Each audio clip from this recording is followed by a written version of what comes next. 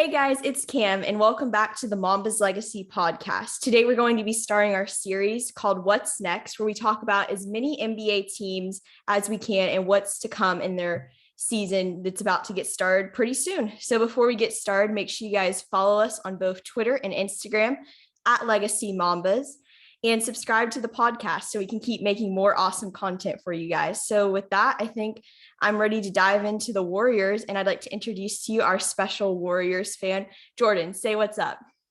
Hey, what's up? How are you guys doing today? I'm super happy to have you, Jordan, doing good. And I think that the main thing to get us started is the fact that Klay Thompson is going to hopefully be returning to your Warriors starting lineup in the coming year. I'm sure that's something to get excited about. I know after being away from basketball for 2 years with two pretty serious injuries, I'm sure that raises some questions for you guys, but I'd like to get your thoughts on what your expectations are for Klay going into the year and how excited you are to have him back. All right, so with Klay, I expect for us to work him in slowly. He'll probably start playing basketball around January or so, minutes restriction, and then I would say by about All-Star break, we should be getting somewhat close to Klay in game shape, and then hopefully by the playoffs, we'll see some version of the old Klay Thompson. So, I mean, obviously, it's very exciting. Steph and Klay and Draymond, last time we saw the three of them together, they were in the NBA Finals. So it'll be a great season, hopefully. And then hopefully we get Klay, hopefully Klay plays, and then we work him back in, and he looks like a semblance of his own self. Right. I know that if anyone can do it, I think Klay can. He was just so good before he went down with these injuries that I really hated that for him. But I know that it's going to be a struggle getting back to his old form. But hopefully, even if he's just a shell of his old self, that's something that you guys can really work with, because I know he was a key piece for so many years for you guys. So this off season, I know some Warrior fans aren't the happiest, but I think that you guys did make some pretty good moves. Your key additions, I'd say, were Iguodala, Porter Jr., and then do you know how to pronounce this name of this other guy? I don't want to butcher it. Belika or Bejelica? I can never get it right. So I'm not great at pronouncing this either, but Bejlika or something. Bejlika. That's about the closest I'll get to it. But Bejlika. Okay, we'll go with that. So I know that both him and Porter are really good 3-point shooters. So that's something to definitely get excited about.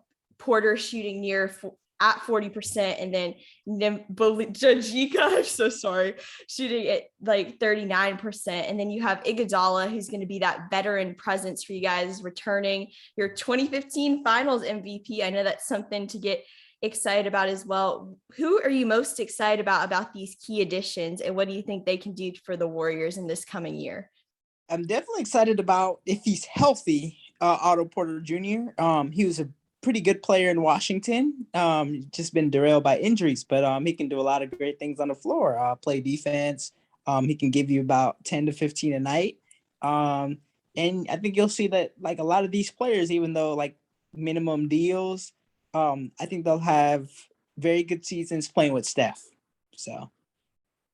Yes, Steph is definitely a great guy to work with. And speaking of minimum deals, I know Porter stressed in one of his interviews that he was completely fine with taking that vet minimum to get to be with this organization and get to work with you guys. And I know that's something that is really exciting to see with a guy coming into your organization, because it seems he really trusts you guys. And I think that's important.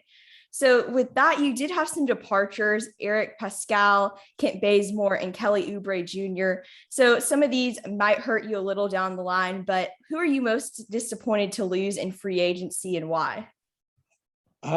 Most disappointed to lose. I guess out of those three would probably be Bazemore, only because he did shoot pretty well for us. He played some defense. Overall, I wouldn't say they were major losses. They're fairly good players. I think Oubre would be better in another situation. He did put up great numbers, but the fit just wasn't well. we tried to make him into a player that he wasn't. And I thought the fit with Kelly Oubre wasn't great, but I think he'll do better in another situation. As for Pascal, he was great his rookie year. He had injuries, COVID. I know that he didn't really have a great season, so that was kind of tough for him. But I know he went to go Utah to go play with one of his good friends, Donovan Mitchell. So it's like wish him the best. But I'd say out of those three, probably Basemore. He shot the three pretty well, and he was a pretty good piece for us. But I think it's not a major loss, but uh, whenever you gain people, you got to lose people. So that's kind of how the business of the league works.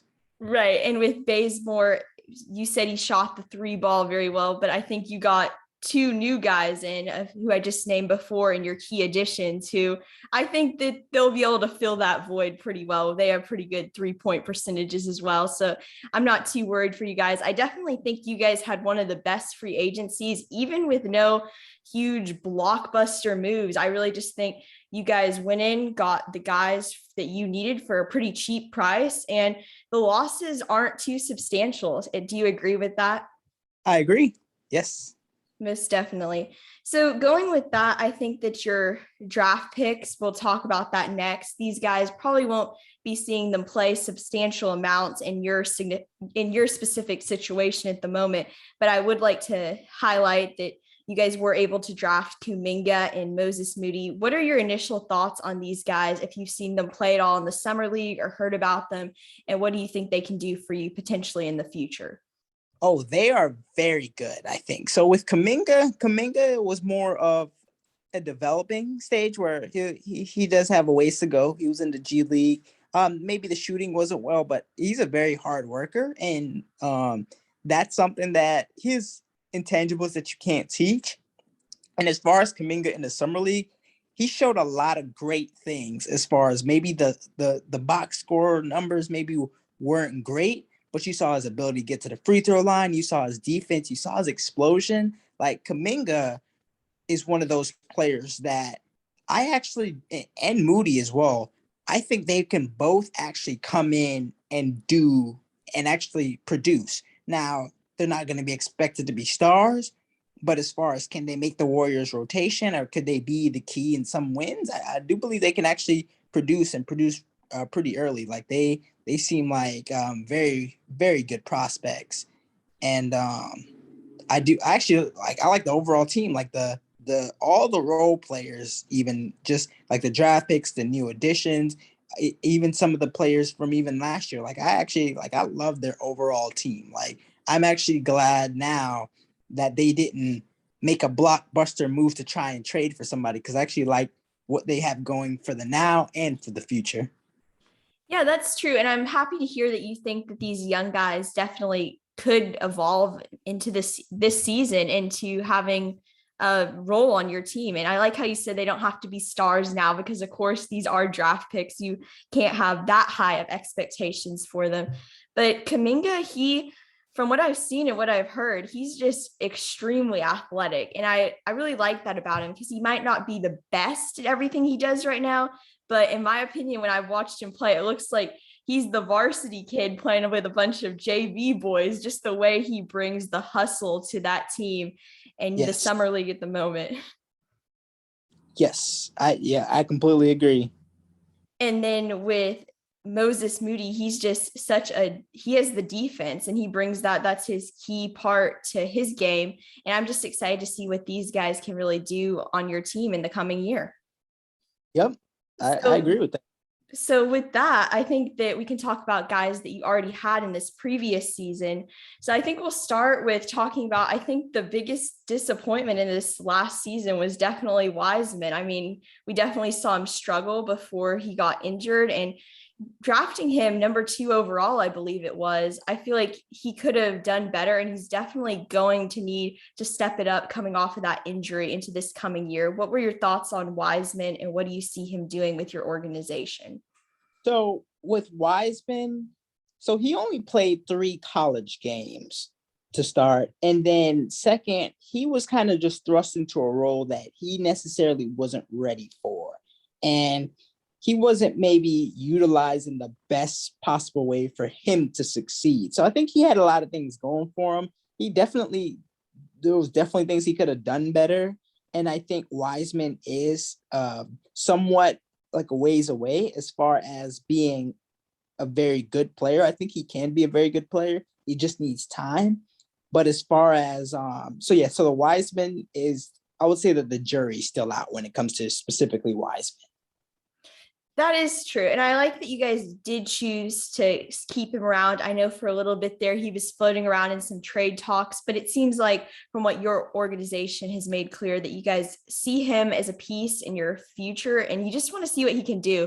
I think you guys definitely did take a gamble drafting him where you guys did, just because of the fact that he did play only 3 college games. I mean, college development is something really important and you're just being thrown into the NBA. That's definitely a struggle. And we saw him kind of not live up to expectations, maybe associated with being drafted 2nd overall. But when you think about the fact that he only played those 3 games, I think that definitely a ways to go for development for him. And hopefully he can see it coming. We can see him pick it up a bit this year and continue as the years continue on for him, if he does in fact stay with your organization. So I'd like to ask you, what were your opinions last year about some of the role players you had on your squad that stuck around? So I like a lot of them actually. So I love Jordan Poole to start. I think he's going to be very good next season. As far as you can see him, as far as if he comes off the bench, he could be a legitimate candidate for 6th man of the year. If he starts in place of Clay, I think you can see him average somewhere close to about 15 points a game. I think he's going to take a monster leap next year, and he has similarities to Steph in some parts of his game. I think you are going to see a big leap from Jordan Poole. As far as some of the other role players, Juan Toscano Anderson, he's a very smart player. He's usually in the right place. He does a lot of good things. Let's see. I think those main 2 guys, and then I don't know if you really consider him a role player, but Andrew Wiggins was really good for us on both ends, defensively and offensively. I think he's going to continue to grow. And I just think the Warriors overall, really, just from top to bottom, I think they're going to be a team that really surprises a lot of people. And when you're looking deep, and when you're talking about into the playoffs, even deep into the playoffs, as far as those final 4 teams, I think the Warriors will be one of those final 4 teams when it's all said and done. That is a bold prediction. I'll have you elaborate on that in just a minute. But going off of what you said there, I think Jordan really just stepped up when he needed to. When Curry went out there for a while, Jordan had some big games and he was there when you guys really needed him. Just repeating what you said there. And I think that he does have the potential to be the 6th man of the year. He really shows that he's going to be that 6th man in the future for your organization. And he had such a leap of growth over the last year that, I hope that he's going to continue to grow from where he's at from this point. And then Juan Toscano Anderson, I heard he wasn't even supposed to make the team at one point before he came in for you guys. But with those last games that he came up, he really showed promise for a guy who wasn't supposed to make the team. Like, what an achievement how he went above your expectations, to say the least, and what an achievement it really was for him, because I'm sure he's extremely proud with that. And then Wiggins, I wouldn't consider him a role player, as you said, but he had a really turnaround season last year. He shot 38% from 3. He stepped it up defensively, and he played 73 of the 74 games he could. And I think that he's a guy that you're going to see in that starting lineup for hopefully a few years down the line, because I think he has the potential to be something great. And with that, I think we just got to highlight Steph Curry, another move you guys made this offseason, or not move rather, but the fact that you kept Steph Curry around for 4 more years, a $215 million contract. And I don't think it's a surprise that you guys kept Curry around, but it's just really a relief, I feel like, to just know that he's going to be with your organization for 4 more years. We'll see what he's producing by the end of those 4 years, but at the moment, he shows no signs of slowing down. He's 33 years old, still playing MVP caliber basketball. And I think that's definitely something that is quite commendable. I mean, in the last season, he was the oldest to win the scoring title since Jordan. He had 32 points per game, 38 30-point games. Again, the most since Jordan. So what are your expectations for Curry and this new deal? He 100% deserved it. I expected him to stay because he's always said how he wanted to be like a Kobe, like a Dirk, a guy that just stayed with one organization for their entire career. As far as his game, I do think there's real potential for his game to actually get better, for him to be a better player, not only playing with bringing in better players to help make his life easier, but also he did skip out on the Olympics because he is really committed to making himself an even better shooter than he's been. I now know there's a tape out there that he, for 15 minutes straight, this is a workout that he does. He shot 600 threes consecutively, nonstop. He made 596 of them. So I know his shooting is going to be there. And I actually do expect him to be better than he was last season. Now, how much better? I mean, I don't know how much better, but I think he will. How much better can you really get at this point, right? Exactly.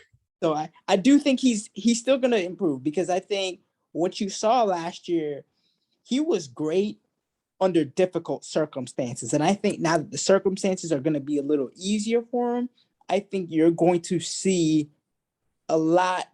You're going to see a lot of last season. You're going to see a lot of what he did in 2016.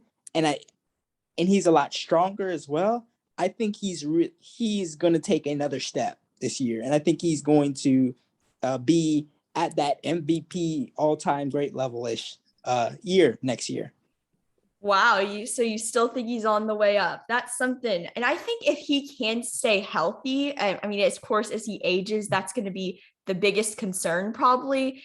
But if he can stay healthy, I don't see him slowing down anytime soon. His durability as he has aged so far has been quite commendable, in my opinion, with the production that he continues to put up. So as long as no major injuries come along, I think that what you're saying could totally be true.